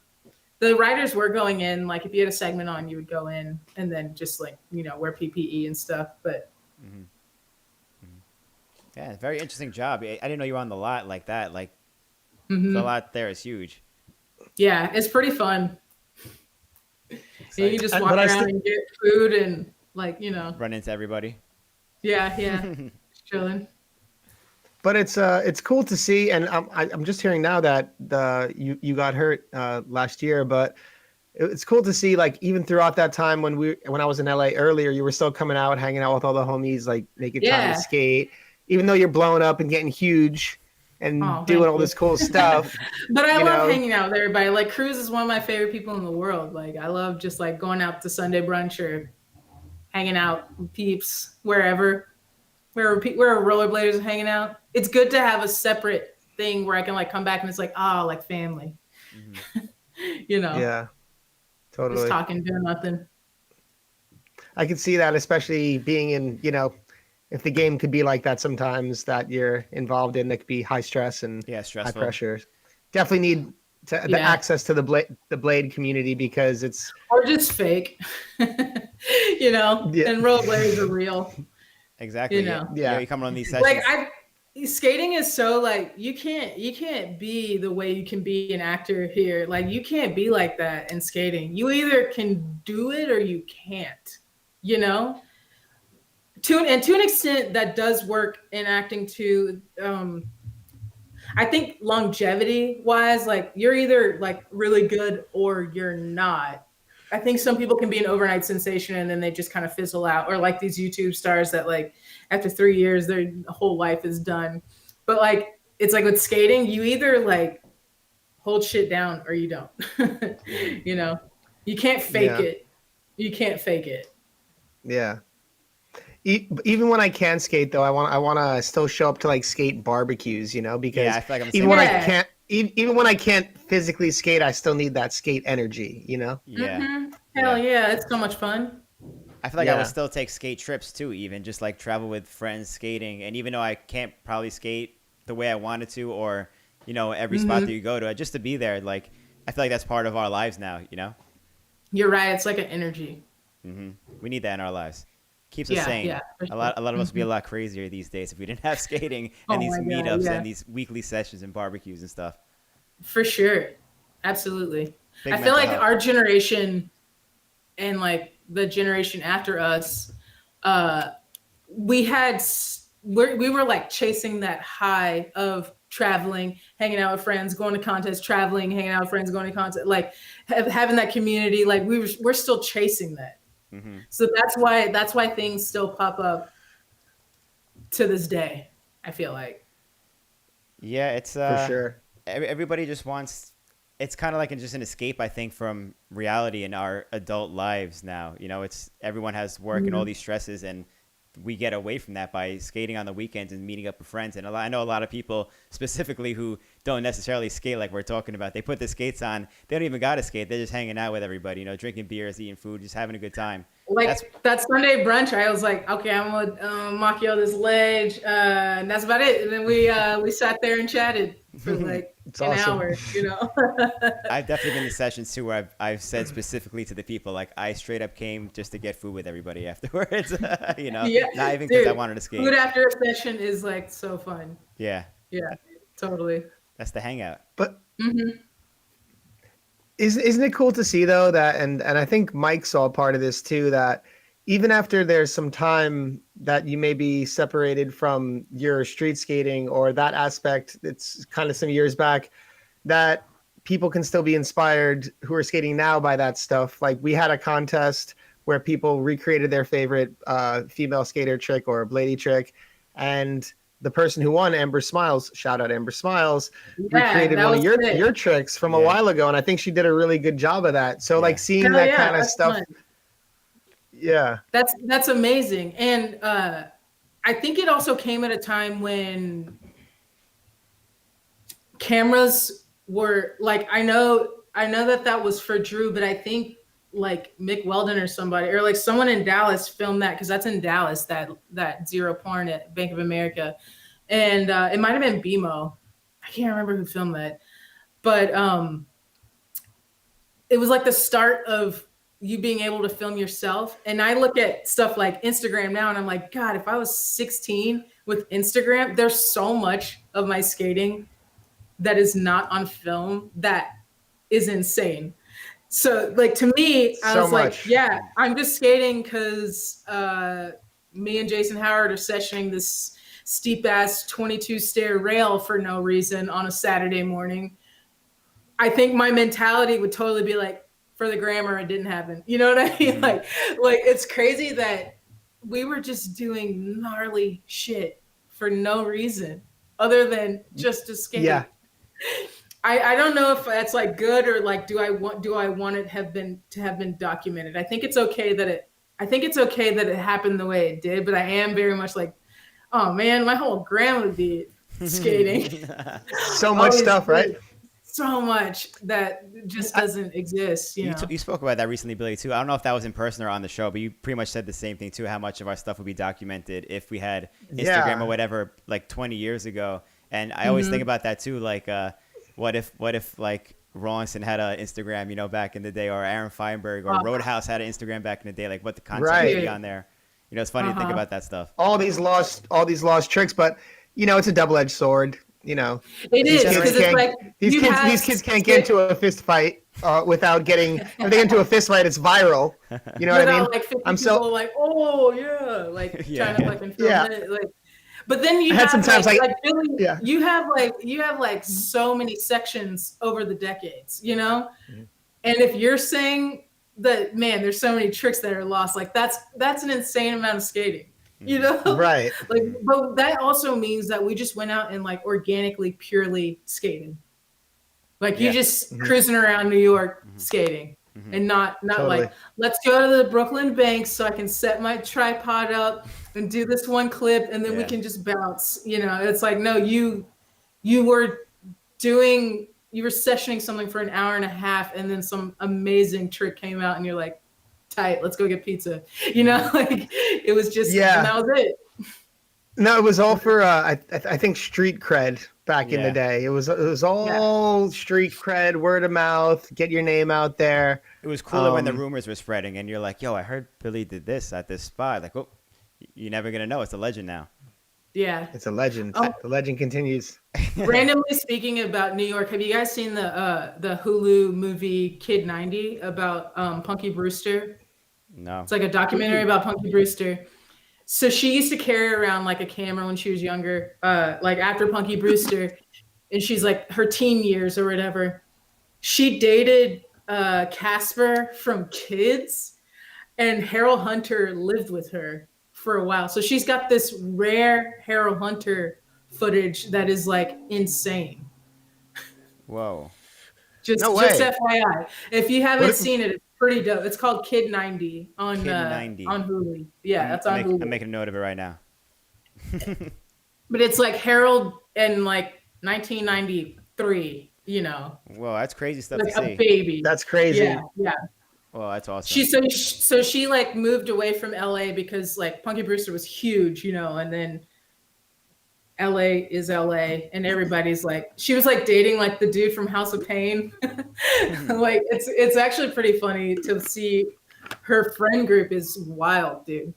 But when she moved to New York, all the skaters took care of her, and that was her crew.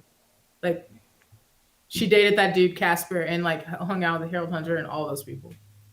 That's awesome. I mean, she was probably just dying to be around something real in comparison to like, you know, being a child star and like having all these people take advantage. Yeah. Yeah, it's true. Exactly. And you can tell in the documentary that she's like, this is her first time seeing actually other teens interact without an agenda. You know what I mean? Like other teens that just like want to hang out and skate and bullshit. Live freely. And yeah. And she never had that because she was like working since she was 5. Oof, that reminds me of like those shows of like Hasidic Jews that like leave, or like the Amish that leave, that get a chance like see the real world. Rumspringa? Yeah. That's what that reminds me of. Yeah, she's seeing the real. That's her Rumspringa. That's so funny. Dude. There's a whole world out there. What a funny concept. Yeah, I know.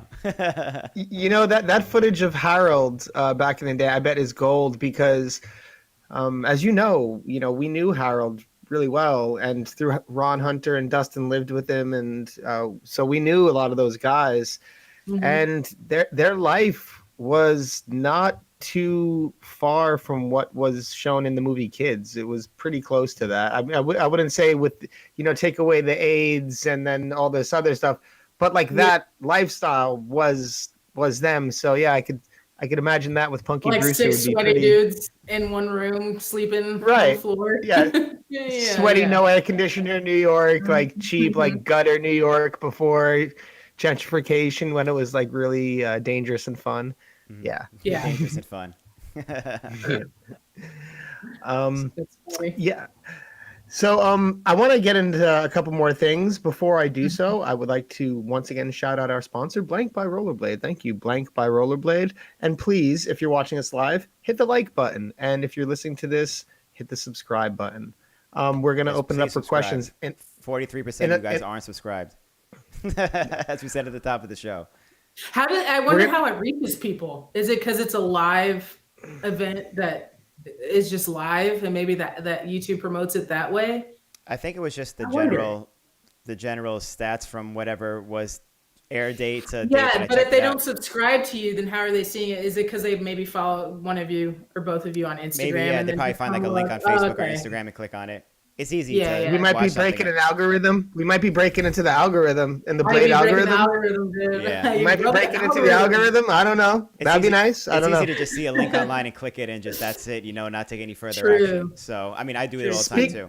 But I mentioned this on this show, and I'm going to mention it again. But we noticed with Bellino actually, we watched Blade things on YouTube, and the recommended video on the YouTube algorithm always brings you to skateboarding next. Always, every time. And I'm like, and then you go to Vimeo and you watch blading, and the recommended video is always blading. So I don't know if there's some blade haters at YouTube working the algorithm, some OG skateboarders, some heshers, but come on, guys.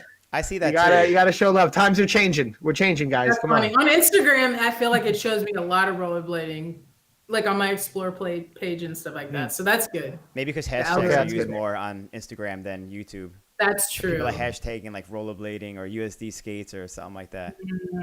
Okay. Mhm. We're trying to get back in Or there, if you guys. put, I'm just if trying- you put like hashtag skating, it just all of it is encompassed. Yeah, because there in could be that. like Yeah. 5% of all the hashtags of skating are actually rollerblading and compared to skateboarding. Yeah. But we'll figure it out. We'll crack the system. Wait, Billy, I think Austin, were you there that night that I stayed at Billy's place? And remember I cooked for you guys? And like, I know that Franco was there. Those are the photos I was trying to find. And I made this salad that was like the dopest salad ever. And I told you guys to put it in the fridge and no one put it in the fridge. It was like in a big bowl. Do you remember this place, Billy? It was Was this two-story. In Manhattan. Two-story. And I came and stayed there. Mhm. It was two-story. You guys had a grill outside because we grilled steak. Oh, it's Brooklyn. Outside. This of is in Brooklyn. Okay. Bay Ridge. Yep. Mhm. And I Oh, stayed yeah. there, and I cooked that night, and No. I made like the dopest salad. It was such a good Ah. salad. And then I was like, put it in the fridge after y'all are done. I walked downstairs in the morning. It was just sitting on the counter, and I was like, motherfucker, Oh, because it was no. like huge. It was like gourmet, like Olive Garden, like yeah. Right. And we were just like steak, beer. Yeah. And you were like, wait, I made a really nice salad. And we're like, what? Steak, beer, bah. I was gonna say that's so adult for that I'm time of sorry. you because that was like I know, you 15 were ahead of years your ago. time a little bit. That was like 15 years ago. So like for you to Yeah, be like, wasn't That it? was. all right, boys, I got a It was- salad here, a nice healthy green salad for you guys. Not McDonald's double cheeseburger for $1, which is all we used to eat. Yeah. That was it 2008. Yeah. Okay, there you go. Yeah, there you go. 2008, Oh yep. my god, that's so. I remember Franco was there, Mhm. and yeah, he was talking about he worked at some place with little kids or something. I can't remember. Like, Mhm. Yeah, I watched Thursday's this Child in the There you right go. down in the neighborhood. Wow, look at you. but Good I memory. had photos. I had photos from then, and I couldn't find them. I was trying to find those photos, and we played. Is that when we played Rock Band? No, we didn't play Rock Band there. We must have played Rock Band. You had Rock Okay, Band? maybe I we don't did remember that. play Rock No, Band there. I had a friend, Jordan. He used to come. We used to play poker with him, but he used to bring it by the house on like Friday night. So he'd bring Or the whole Guitar Hero setup. or something like. Yeah, one of them. something. Like, yeah. He'd bring the I whole remember setup that. over and be like, "Oh, we're playing Rock Band." It was fun. Wow, memory lane. I want to actually go back to talk about. So you mentioned in '99 the all female comp. So I want to talk about that one, your experience and coming to New York for that, but also your other. I don't know why I keep doing these questions in pairs, but also your Yeah. other experience with female comps in skating and what you've thought Oh, of I those. think that or- was it. I think that was the only one I've ever skated. Oh, I don't really? know if I've ever gone. I've never done like, because I never did like LG and all that stuff because I'm not really a park skater. I used to go like that. Were you at that LG where Ludacris played Oh yeah, and Kanye? In Texas? Kanye, In Texas? Yes, Yeah. yes. And Kanye played one night. Yeah. Ludacris played the other night. We were, and we, like, were, we were front row for Kanye Yes. and we were Yeah. like touching Yes. Kanye. It was fucking and crazy. like Fabiola, and oh my god, I think maybe it was like, is it Chrissy from Brazil? Like, Yep. but and they both have heels on, and so like Ludacris or Kanye was like on. There's a 8-foot quarter pipe in front of us, right in front of the stage. And then like they're trying to like grab his hand and like going up the quarter pipe in heels and they're just sliding down. It was so funny. I don't remember. No. That. That's funny. So funny. I was laughing so hard. Fabiola's the best, dude. Like she's totally She is like, the best. she's really like the chillest chick ever. I fucking love Mhm. Fabiola. Yeah, that was such a fun But that's a funny scene with the quarter pipe though and the heels. Yeah. Yeah. That is And like- they were all in heels. I was like, well, why are y'all wearing heels then? Like, I was like, Yeah, it's still, Yeah. it was, they were performing on the stage, but like On the the skate skate park. ramps were still, yeah, the skate ramps were still set up. So Yeah. like, we like only had like a quarter pipe like in front of us. It was Yeah, so funny. that was dude. super cool. Like that, it was like you said, it was the street course that became the stage for Kanye and Luda to perform both nights. But people were coming in just to see Kanye and Luda, and they were sitting in the stands and everything. And us, all the skaters, got to. It was Got to directly be after down, the skate like, comp, in so the we would just pit. we would just Yeah. stay on the ramp. So like it was just a bunch of skaters with Kanye right and Luda right in front of us, and all like the crowd was around us, and we got like the VIP access. That was such a fun weekend. I think Frankie Morales was there that weekend. Who else was there? Everybody was Rashard there. might have been there. Like that was such a fun weekend. LG. That was 2007, I want to say. Wait, so did you compete in that or no? No, I just went to hang out. Oh. Yeah, I didn't compete That's that what I'm either. I saying, don't like, think I don't compete in any. I don't know why we were there. those anyway. were the big. We were just there. Oh, I it was the think week after Hoedown. That's why. I mean, everyone just stayed. Hoedown was the week before because I remember we all stayed in a hotel together. Okay. It was a okay. double And the header hotel back-to-back. was like a parking lot away from Reunion Arena where they. That was the fancy hotel. was. That was the Hyatt. That's where we the stayed. skateboarders and BMXers stayed. All the bladers stayed at like the Yeah, Motel yeah. 6 down the block. I do remember that. That's a true story though, right? Like I feel like no skaters stayed in the Hyatt. No, I stayed there. We Oh, you stayed did. there, but we were probably like 6 deep in our room. You Yeah, know, probably. 2 beds Yeah. and like one of those pull-out couches or something. But that was really fun. you weren't about to be at the Motel 6 during Kanye night. No Nah. way. We're staying at the Hyatt. You know what I do regret though? Like Fabiola and them were like, "Oh, we're going to get Kanye's picture," and I was like, "Man, I don't care about that." And I should have fucking gone and had a photo with Kanye. I didn't know that they did Like- that. I got to see him. He posed with everybody and got photos with everyone. Like I'm so bummed I didn't get a photo with Kanye. You got to take I advantage. think, of all it. the girls, I think all the girls, because it was like 5 or 6 girls skaters went to go get photos with Kanye, and I was not one of Oh, them. that's awesome. 'Cause I I didn't thought know I was that. too cool.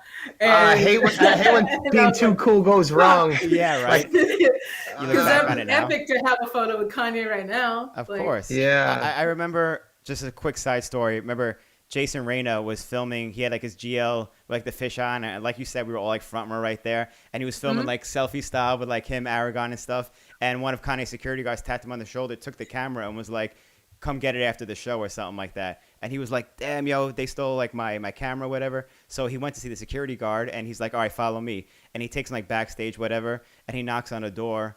And he opens the door up, and Kanye is there in a room. And he brings Reyna to Kanye, and he's like, "Yo, this guy was filming you during the show." And Kanye was just like, "What? I don't care. Give him his camera back." Okay. And he just gave him the camera back. But he's like, "Okay, so he took my camera just so I could meet Kanye in person, you know?" Pretty much. No Yeah. Dude, way. that's so funny. Oh my god, and Kato was there too, because Kato and Kato I was were there. drinking down there. That's so funny, dude. Yeah. Oh man, what? That's random. What a random life. That was a good weekend for you to That's bring cool. What do you think the odds are that X Games will put rollerblading back? up. That's Because a good so question. many people voted more than any of. I looked at all their other polls on their YouTube page, and if you haven't voted, go to their YouTube page and go to community, and they ask what sport should be put back in the X Games, and it was like 65% said aggressive inline, and it was the most out of all of their polls that they have. It was the most like clicked on, the most commented on. All people saying rollerblading because like so many people saw that and like posted on Facebook, and then other people were posting it. I don't know how serious those polls are taken, but I just so don't they know know, either, just so they but- know the figures. You never know. No, it's true. You do never know. And You never know. And That- I feel like people need content, something different sometimes. yeah, I they could think be that looking would to be switch it up again. And I think because like maybe because they probably consider like nostalgia is pretty big now, like 90s nostalgia. That's why they even considered it in the first place. But yeah, nostalgia's big, and I also think that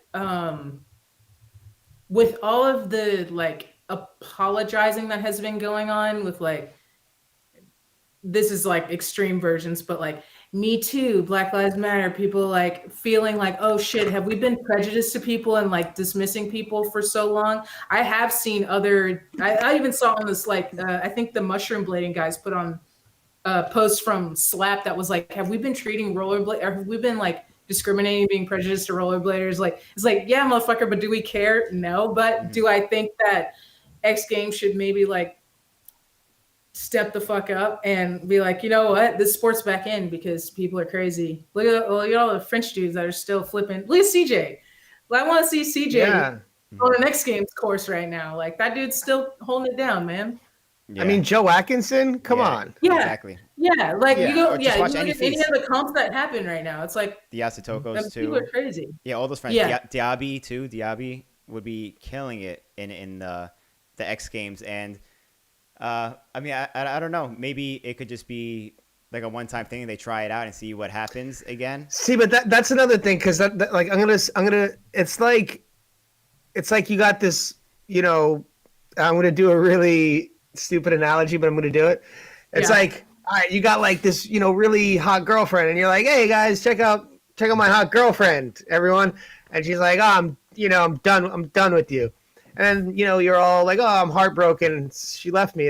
What a bummer. Yeah. And then like years later, she's like, all right, I'll let you take me out on a date. Listen, if you want me back, I need a 10-year commitment, at least.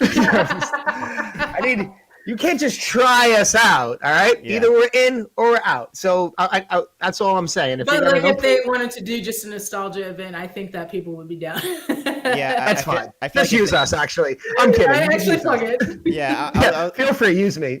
I was gonna say that regardless if they put blading in or not, it's damn, what was the point I was trying to get? I had a good point, and then you brought that point up, and then I'm like, damn, that was good too. No, no, you were talking about like the one time, if they did a one time. I mean, it's good no matter what, right? Because the people who were, it's going to be good. It's going to be beneficial, even if it's a one time thing. Regardless of how the X Games, if the X Games did put us back into the sport on TV, whatever, even though we might be pissed at the X Games for what they did to us in the past, whatever, if they're willing to give it another shot, I think it's stupid of us not to do that and just be like, all right, let's just do it, give it our all, put our best people in there and show everybody what's up. I just see like every industry overcorrecting right now in so many areas that I think that that's one that's going to come back around. And I'm only aware of it because it's like one of my passions, but like so many industries are overcorrecting right now. I think shitty people are leaving. I think ego is... and like perspective is broadening, and just like acceptance and inclusion is such a big thing right now too, that I think I think like I don't have high hopes for it, but like I think it's a conversation that's on the table. Yeah. I don't think that it's necessarily going to happen right away or anything like that, or even if it does take years to happen, so be it. But and if you need me to host, there you go. Like even said, just the fact that it's out there and that the numbers are there, even for our own sake, to know that we're that popular in comparison to other sports out there. It's good to know that we're actually really going places nowadays. You know, we're going to be back on top soon. I think blading's fun still. I mean, like, it's definitely fun. It's always going to be that. And that's the thing, wherever it may go, whatever X Games wants to do or not, you know, we haven't been in the X Games for over 20 years. We're still here doing our damn thing, having a great time, making our friends, building our community. So if they come around, cool, you know, if not, we're good. Yeah, it's cool. Yeah. And we just got to continue. Would I like to see some of my friends make the big bucks and buy a house? I would love to see that, you know, but if not, here we are, and we're having picnics and barbecues and contests and Blade Cup and reunions and all kinds of fun things. And it's a win I love that too. Way. Yeah. I think we should open it up for questions soon. We do have some super chat people we have to shout out and thank.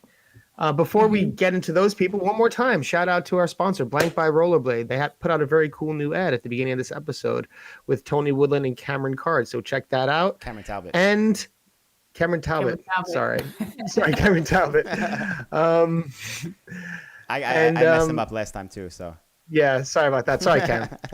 And thanks for fixing that. And yes, everyone, please, if you're watching live, please hit the like button and please subscribe. Austin, do you want to get into the super chats while I ask? Yeah, again, some super chats. If you have questions, throw them out there. Like we say, the super chat questions, we prioritize them. And half the super chat money goes to our guest, Shannon. So do I just read through these or whatever I want? Let's see. We'll find the good ones. I'll go through the super chats because they're spread out throughout the episode, and I have them all organized here. Quickly, shout out to Zeke, who said tomatoes. Don't know what that means.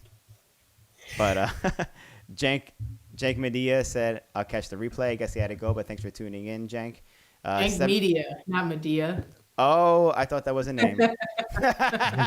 I'm like the Key and Peele sketch. He's so bad with the names, Shannon. I don't know what to do. Yeah. I'm like that. Yeah. They're introduced. The substitute teacher. Aaron. That's my friend Zach, actually. Really, Aaron? Yeah, I know that kid. You know Aaron. Uh-huh. Oh, that's epic. That's epic. He's a super nice dude. That's awesome. So I forgot about that. So Jank Media. Jank Media, thank you for the super chat. 17 BPS. Can you alley-oop groove tricks, alley-oop unity? Back Savannah? No. Are you just reading super chats? Okay, here we go. Here goes. Yeah, that one. You read that name, Shannon, because you're better, obviously, than I am at reading. For Dory? For Dory. Thank you for the super chat who says, can you alley-oop groove tricks, asterisk alley-oop unity? Don't know what they're asking exactly. I don't know. I'm sure you can, though. Maybe on coping, probably better than a rail. And we have Sean Michelson, super chat. It says, props Shannon for pushing the female envelope and raising the bar. Much love. Hands up. Thank you, Sean. Appreciate you. I think I accidentally read that earlier. John Sullivan, Texas, in the house. Thank you, John Sullivan. Do you see his question above this? Yeah, we want to address that. Okay, that's why I figured you check that out before we say anything about it. And that is all of our super chatters as of now. Yeah. Let's see. Somebody said something I want to see. You see something you like?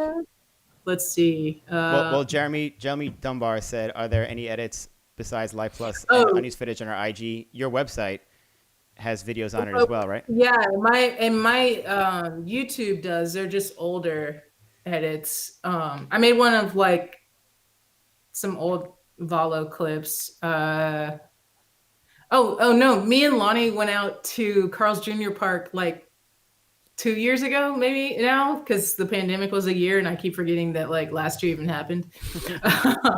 And we filmed just like a day at the skate park at that little Carl's Jr. Park in MacArthur Park. And it was really fun. So that's probably the latest thing I have that's out. Yeah. That was really cool. Fun. Yeah. Cool. We had like a fun little day. I wanted to make something that was like a little silly and skating and one thing. So he and I just went out and skated. Before you get into the another question from someone else, I have a quick question that I forgot to brought up. Please. I forgot to bring up. I didn't see. I like my memory's kind of hazy when it goes so far back. But did you Makio a ledge in a bikini, or am I tripping? Yes, that I think that's on my YouTube. Also, it's at night. It like started to get nighttime, so it's like kind of at night. But I do clip like the last step. It's like another big down ledge, right? Yeah, I was trying to be cute. I don't know. That's like one time I skated hoedown in a skirt. I had shorts underneath, but I was like, I'm gonna skate in a skirt because no one else can do it. That's pretty cool, though. Think about the risk factor. I'm just talking about like. Even just like jeans save you so much on the ground. You're pretty much Makioing a ledge naked.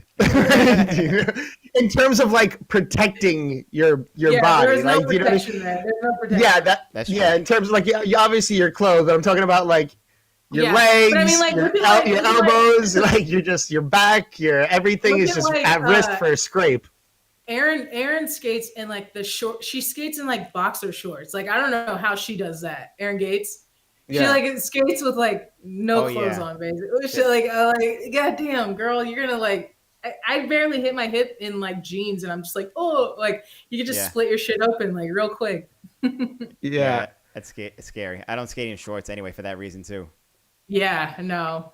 I remember when like those baby blue basketball shorts were so popular, like back in like mind game days. Like I used to skate. I used to have some of those like that, and I have like the biggest scar on my shin from trying to look cool skating. I'm like, never again, dude. I'm wearing shin guards and pants and Two pants. But even basketball, pants. even basketball shorts, that's like skating like completely unprotected too. Because if you take on like even jean shorts, it's like okay, you're risking your shins, but if you like slide on like your butt or your hip, it's like you still have the protection. Basketball shorts is like skating in boxers. Okay, Yeah. separate conversation. Yeah. But Yeah, I was like, I think she did that, but I don't remember. That So exists.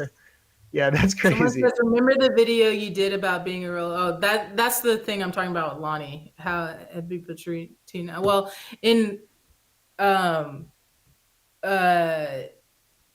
well, we ran the skate park when I was young because Lonnie's mom owned it, So everybody was a rollerblader mostly. And that was the time of rollerblading, like late 90s, early 2000s. So we didn't have any like people had to come to our skate park, That's probably a really rare situation like anywhere in the world. I don't think a lot of people like rollerbladers were infiltrating already established skateboard parks or whatever, but this was a rollerblade park first, So we didn't have any problems. That is rare these cool. days. That is That same person. I don't say the name. Descartes L. Is it who's your favorite tall blader? Since you're a tall blader yourself. Let's go with let's see who's tall. Well, Matt Mickey is fun to watch. He's tall. Oh, Tori.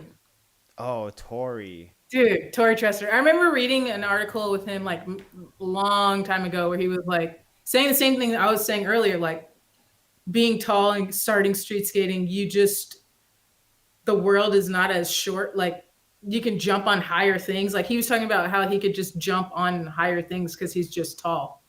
And things that are normal, things that are like so high to other people are just like normal for him, So yeah, Tori for sure. me and Austin are just nodding and smiling like, but what's that like? Shannon, you're like twice the size of me. You're like twice as tall as me, Shannon. Yeah, Billy and Austin. Billy, put Billy on your shoulders, Austin. And then you guys will catch me with skates on. I wish I could relate, but I was gonna say like Farms, like one of my favorite tall bladers, but I'm not even sure if he's a tall blader because everyone's tall to me. I think he might actually be like an inch taller than me. He just doesn't look it. Like Tori looks like a tall ass lanky dude. Matt Mickey looks like a tall ass lanky dude. Yeah. I don't think Farmer looks tall, but he is he's taller than me. I think he's at least 6 for sure. Yeah. He's but again, I like I said Tori though, because Tori has so much control in his skating, especially for a tall person. So much he really control. did make skating look great for a super tall person. Like B-Love, B Harden, like B-Love was a great tall skater too. Yeah. B-Love, that's right. We all like this is a pretty good one. J Area 687 says, which show was your favorite to work on? I don't think Conan's going to do his show anymore, but I loved going to set there because you can tell that everybody really loved their job and it'd be fun to just go do a sketch every like 2 or 3 months and then go home. Kimmel is also like that too, where it's just like a good environment. The people, you work with the same people all the time. Like they just want to bring you in because you already know what you're doing, like they don't have to like explain too much to you. They're like, great, go to wardrobe, get your makeup done, go in, you know what you're doing, go get a coffee or whatever. And so that was always really fun. And it's a bummer that like this last year, I didn't audition at all this last year because, well, one, I was writing, but two, because of the pandemic. And I'm like, I don't want to be on a set till I get the vaccine, which I actually have an appointment tomorrow to get the first dose. And very cool. We'll see what happens. But yeah, I was like, I want to wait. I don't need to, it'll be there. So I would say that, Oh, but I did shoot a commercial, a Super Bowl commercial with Tim and Eric. They directed it, and that was really fun too because they were really chill. Tim and Eric. Hmm Who's Tim and They're Eric? like comedians. They do Okay. like Tim and Eric's $1 billion movie, or like they do a lot of Adult Swim stuff. Yeah, Gotcha. Very cool. I'm sure you've seen their stuff. You just like don't know that it's them. You Maybe. know? Yeah. Yeah. Have you ever been on Jimmy Fallon or done anything with Jimmy Fallon? No, because they're in New That's New York. York, right? Yeah. So Okay. only people in LA are Conan and Kimmel. I think are the only two. Everybody else is in New York. Like Seth and all those. Yeah. Okay. Yeah. Cool. I like Jimmy Fallon's show because he's got the roots over there, and they're Yeah, always yeah. doing cool Yeah. music stuff. Oh, They rip, like doing all kinds of different styles of music. So I love know. catching a show That's for the that. one thing that sucks about daytime is because like they incorporate the roots in the sketches so much. Like if I was So writing on that much. show, I would exclusively write stuff where like Questlove has to be in it. You know what Yeah. I mean? Totally. I would pitch it like every week if I could. But yeah, we don't have a band. So like Twitch used to be the DJ, but now he's a co-executive producer / like just kind of like her hype man, kind of like how Conan had Fallon has, what's his name? I forget that guy's name. That's like his sidekick kind of dude. That's Oh kind of yeah, I know you're talking about. Yeah, Wait, which Yeah, show? yeah. Which show? on Jimmy Fallon. Fallon. I have no idea. Yeah, I forget that guy's name. But Fallon was Kimmel, just the that's Roots. cool. Side note. Oh, I guess like Guillermo and Kimmel is like. Oh yeah. Side note, Bellina was on Kimmel with his band like last year. Did you catch that? No, really? Yeah, Are you like they had serious? a Oh, man. they had like a quick segment on Jimmy Kimmel. It was cool. Oh, I didn't know that. I Either. wish I would have known. Yeah. The clip's up somewhere on Bellino's Instagram. I'll find it and tag you in it. Yeah, please But, do. That's so sick, dude. Yeah. He's kinda famous. I cool. didn't even know that. He's such a It was good dude. You know, I've known him since he was like 12 years old. Were you at that session, Billy? No, that was Philly. So it was like Joey G was there. My sister used to live right outside of Philly and like we went skating with like Ross Was it Anthony. the box session in the parking lot? No, we No. and that was the first time I met Becky, and we went to Drexel, and there was like an ice cream social. It was like the beginning of the school year, so they were having like an ice cream social for like students to know each other, get to know each other, and we just skated up and put on name tags, and like we all got ice cream Ice cream. too. Oh, that's pretty dope. Yeah, but John was there with his grandfather, and John was like 11 or 12 years old, like kind grinding this handicap rail that I could like barely jump on, and I was just like, what the fuck is this kid What? doing? Yeah. He was there with his grandfather? Because his granddad used to take him skating, like drive him around and stuff. Wow. Yeah. Shout Philly, out back John in the day. John. That's OG stuff right there. Yeah, Yeah. That's how long I've known him. Like, He's always a one cool of those kid. people we all known since he was like a little baby. yeah. Well, let's get to some more of these questions. Maroney, the creator, shout out Maroney, has a great question. Shannon, That's all. what are your Well, I feel like, I mean, Well, we're read that out trying for the to. people listening. So she's Oh, Shannon. sorry. What? Because we're on iTunes. If you don't know already, Spotify, Google We're on Podcasts. Apple Podcasts. Yeah, Okay. all those things. So Shout out Apple Podcasts. Shout out Maroney, the creator. Says, Shannon, what are your thoughts on the lack of diversity, inclusion, equity, and performative activism down by brands in the blading? Well, I mean, I think as a whole, it's hard. Blading's in a place of like, you know, it is what we're putting into it, and we're not. All I can do is compare it to like skateboarding. There's a skate shop right by me that like I'm at all the time. They're like my family too, and skateboarding is the same way, and they have 1,000% more resources than we do, you know.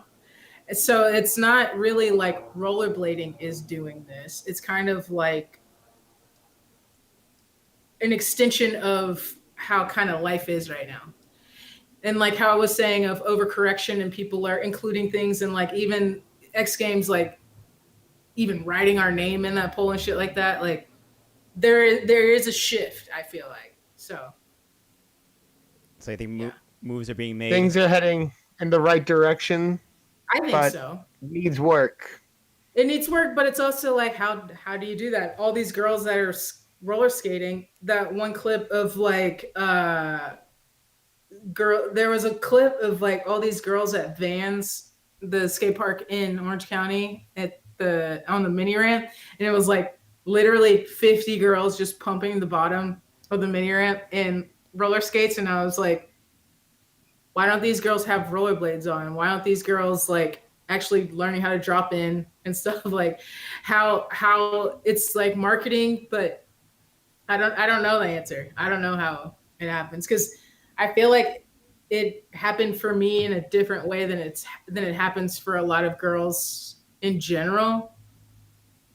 So I don't know. I feel like there was a whole generation of like it's even scooter kids that should have been the next generation of rollerbladers, but it didn't happen. So I'm not entirely sure how to. I don't know. They went other directions in life, you know. Yeah. Well, Or didn't see a reflection of themselves in the community in some way. But yeah. well, I think it's important to stay on that direction of making sure everyone feels included and everyone. I will say, when all of the like Me Too stuff was coming out, I did make a post about how I've never ever felt violated in skating. I've never felt like, I mean, there's some dicks obviously, and there are some misogynistic assholes, but everybody has. I feel like all the girls that like Fallon or all these girls that come up, Katie Ketchum and all these people, like everyone feels like family and friendly. Like we're treated equally. We weren't like treated like something separate, you know, like it was always like the homies are the homies. And that's not something you find in a lot of places. And not a lot of guys especially like are friends with girls that are doing something also on their level, you know, like this is such a thing. Like we were talking about, like you either got it or you don't. You either like can jump on the rail or you can't. Like your session, you go session with your friends, and it didn't ever, like none of my Texas homies when I was growing up made me feel less than or like anything like that. So that's like, I'm probably lucky that I had like a great foundation like that, especially as a woman, because I do think when I was like a teenager, especially when girls start to like transition to like, you know, want to have boyfriends and all this stuff, I never felt desperate for male attention, where some female friends of mine, I do feel like fell into that trap. But like, I was skating around so many dudes or being around like gross teenage dudes all the time. I was like, oh, I want to hang out with some girls. Like, I just want to like go to the movies in the mall with the girls. Like it would be like that, you know? So, but yeah, but it never like, we go to hoedown, we'll go to like people's houses and just like stay over the weekend. And it was always just like, yo, the homies are here, you know? So I'm grateful for that, for sure. Yeah, the homies are the homies. Yeah, it's a small, you know, our community. I think one of the things, I mean, there's going to be dicks in every community and every scene, but I think one of the things that's cool. We're the redheaded stepchild of extreme sports, so we like, we're like, you rollerblade, sick, so do I, you know. Yeah, there's always going to be that common bond of like, oh, everyone in society thinks what you do is lame. Me too. Let's hang out. The outcasts. Yeah. This guy said, "What's my favorite blading setup?" I have some ST80s right now with I think they have not the Genesis sole, but the SL Razor sole, and that fits on a Solomon. They got grinded down, either Justin Thursday or Kawika in Seattle. I can't remember. Justin made me some Solomons before. I think he made me the blue ones, where I just like mailed him the skates and then he mailed them back to me. And ground control frames. And what are my wheels right now? They actually might be also ground control wheels when they had some. I can't remember what my wheels are, but I'll shout out Win. Just cause, Julia. Yeah, just cause. Win. But like, Solomons were probably my favorite. As far as skates that are functioning right now, maybe Razors. Yeah. You know Solomons forever. Let's see. I love Solomons so much. I got flowed by them for like 2 or 3 pairs of skates. Like the Vinnies, and the other soft boot ones that were like gray, you know, those that got flowed. Like Duncan was the guy that he's like the flow manager for Solomon. This guy Oh, said, "Who's wow. your biggest influence when you started?" I'd say Randy Spicer, top 5 bladers of all time. Shannon, you got to let us host this a little bit. She's doing her own thing over here. Shannon, you just ripping through these questions. I'm reading it on YouTube right now. I'm reading it on YouTube. I'm just gonna go have dinner in a second. You got that. No, I was kidding. That was J Area 687, by the way, who asked Shannon who her biggest influence was and top 5 bladers. Randy, of all go time. top 5s. Let's go. Let's go to top 5. Okay, Aaron. Well, Randy. Okay, we took Randy off. Feinberg. I would say Sean Kelso. That's a good one.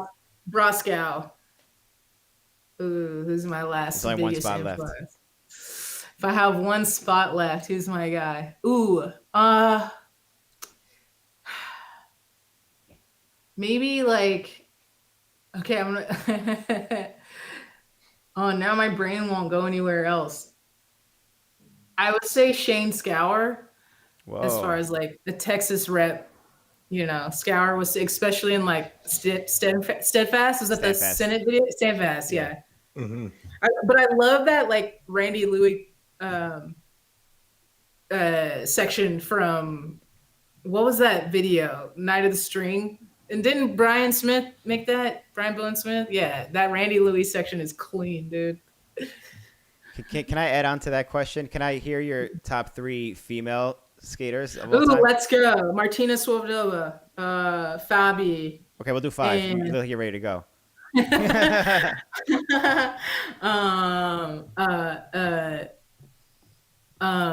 Fucking, oh my god, hold on, I'm not gonna say the wrong name, bro.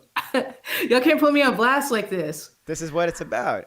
It's not about China. putting someone on blast. No, it's about the questions coming China. up. That's the China's still progressing, which is I'm jealous. I wish I had like body parts to be able to do that.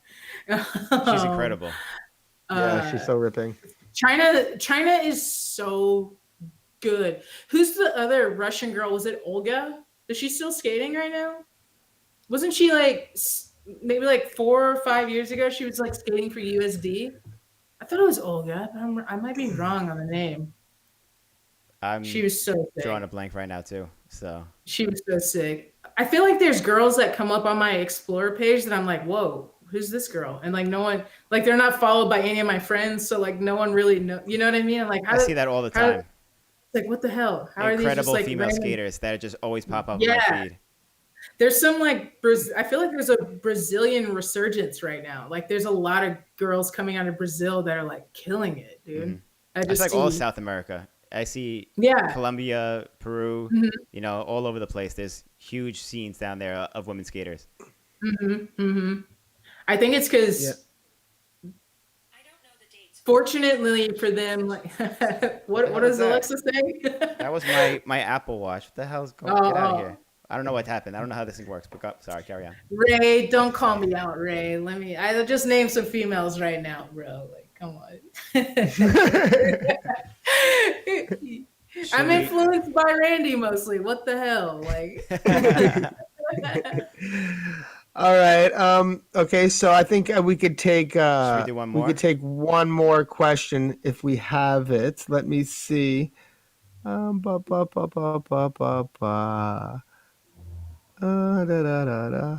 these 2 questions are the ones I think we just talked about here. Top 5. Well, I'm not sure if we have any more questions, Shannon. We've been on for 2 hours almost. Oh, really? I haven't even checked the time. Time just flies. You're just checking the YouTube comments. That's it. Yes, dude. I just see it in the corner. Ray said he wasn't a call out, and no, I don't think it was. Ray's coming from a great place. I know. And it is Women's Month, so we gotta pay tribute to our. Okay, I mean, like honestly, I what would keep me like how you were talking about Austin, like you just want to like go hang out and not skate. I really like. I have so much film equipment, and especially right now that I'm not acting and because I can't act while I'm writing. I can only write until hiatus. I want to film, and so like I'm like Kay would be a dope person to film for because I have like a dope camera. I love editing. I can make it look so sick. And that's like what, like, I can't wait to get the vaccine so I can like get to do stuff like that. I think that's something that would be very beneficial because like I do have all this equipment. I do have skills of like editing and stuff like that. And I could make a dope women's section. I was going to ask you what like the future holds for Shannon Rodgers in skating. And I guess that's along the lines of it. Is that something that you I would love to like get girls together and just like film sessions. Oh my God, it'd be so fun. That would be the thing that I would love to do is shoot. That'd be awesome. Like, I definitely want to see that. I'm curious what the future holds for you in your career. What are your ambitions for the future and what you're currently pursuing as well? Well, hiatus is over the summer, so I plan on auditioning over the summer. But I can't do anything else other than writing for now while we're still in season. And then, just writing my own stuff too. And hopefully, I mean, like my ultimate goal, I want to die in a horror movie. That is like, so like, like even when I moved to LA, I was like, dude, I just want to like be on screen like the first 5 minutes. I'd be like the first person. I'm either the first person to die. Don't put me in the middle. I don't want to be in the middle of the second act. I'm either the very first person to die or I'm like the last person to die before like getting the final girl to like the destination before like the fucking hatchet killer is coming after her and I like jump in front of her or some shit. Like I really want to like die in a horror movie. That sounds so specific. I love that goal. I really want to die in a horror movie. Is the shrieky scream going to be a part of it? Like, do you like envision like a scream before the death, like like horror movie scream? Practice this. I have been to auditions where I've had to scream, so that is a real fucking thing. Like, you gotta scream, dude. It's crazy. That's real. But I want some like Jordan Peele like some crazy wacky. Maybe I'll say Jordan Peele. Line. Yes, like that would be sick. Shit. Yeah. That's dope. But maybe every time I say that, it's like I just gotta write it. Make it yourself. Yeah, I just gotta write it and pitch it out. That's a good goal in itself. To have something written by yourself. Mm-hmm. That's awesome. I have some things, but you know how you like do something and then you're like, I've already grown out of wanting to make it. I'm already like mentally onto the next thing. Sometimes I just have to have like patience. Yeah. But if the opportunity comes, you're there. You're first one dead. Yeah. I want to be the first one dead, dude. Before like my blood splatters and that's how the title comes up. You know, like Maybe you should incorporate that in like a future skate edit of yourself or something. Ooh, make a sketch before? We don't do that much. How many people are doing that these days? That came up in my mind when we were talking about that before when you were writing for the Ellen show. Like if it would be cool for you to write something in the skating world, somehow incorporate that, not necessarily for the Ellen show, but just for your own personal, stuff like that. And that they could blow up on like your own YouTube channel or something like that. You know what I mean? That would be fun because I don't think, like, I feel like AJ was really good at that. Having like kind of silly sketches in between skate sections and stuff. Yeah. That kind of stuff doesn't happen that much anymore. That's true. Even the beginning of we bought that dress for like $12 at a thrift store, and the only like thing else there was that little badminton racket, and it was a tennis racket. So it was supposed to look like I quit tennis and I started skating. Only because you just found the racket. Funny. Well, because the truck drives away. I think Corey Casey was in the truck, and then the skates fall out with daily bread in it. And I'm like looking at it like, oh wow, okay, that's how you do it. Okay, great. Let me go to Santa Monica Courthouse. Like, and then I started skating like right away. Yeah, you should do another edit like that. Something with like some acting in it, because you could act obviously, and you could get killed if you want at the end or something. I don't know. Dude, that would be so yeah. Yeah, that would be so funny. Oh my God. Well, Shannon, I gotta say, I'm looking forward to everything that you're going to be doing in the future and everything you've been doing. Thank you. It's been Appreciate it. really fascinating to watch you come up from your skating to where you are now. As Mike Johnson and Maroney noted earlier in the chat, you have not aged since we've met, and you're still on Thank top, you. highly energetic, doing your thing, and it's incredible to see. I want to ask you where people who are interested, where they could follow you, where they could see your YouTube stuff.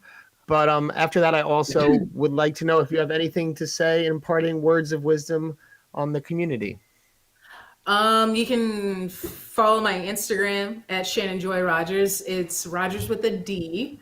And my YouTube page is also Shannon Joy Rodgers. I don't really update my YouTube page that much, but I do link stuff that I am either in that's been put up or yeah, stuff like that, or like my reel and stuff like that. But probably my Instagram is where you can find when I'm in stuff and what I have going on next. I don't even really use my Twitter that much.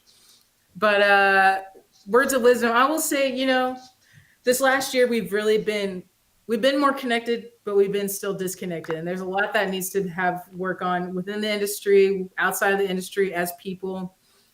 And I think that it really does boil down to the individual. Like, show up for yourself, work on yourself, because then it influences the situations that you're surrounded by. So the more you just kind of like tune into your own thoughts and wants, it will make everything else around you pleasant. I love that. Yeah, that's my word. The positive energy is contagious. Yeah, positive vibes. Positive vibes. All that stuff's contagious. Keep it around you and filling other people with Don't take things too personally, man. It's not worth it. Like, life is truly short. Like, the reason why I feel like I'm friends with so many skaters is because it was always just posy vibes. Like, I just want to like get in there and be like, yo, friends, you know, no drama. I'm not really a drama person. Totally. Well, I think that's some amazing words of wisdom. Shannon, I hope that you get yourself taken care of with the vaccine, and then I hope we can hang out soon after this whole mess. It's been what a crazy year. All of us haven't got to see too many of each other, but hopefully that will come to an end at some point soon. And thank you for joining us on the show. It was really a pleasure to have you on. This was awesome. Definitely. Thank you, Shannon. It's been awesome. Thank you, everybody in the chat, for watching us. Thank you again to our sponsor, Blank by Rollerblade. Everybody check them out in the description below. Give them a follow on Instagram. And Shannon, thank you again so much. Yeah, thanks, guys. Talk to you guys soon. Talk to you soon. Peace. Bye.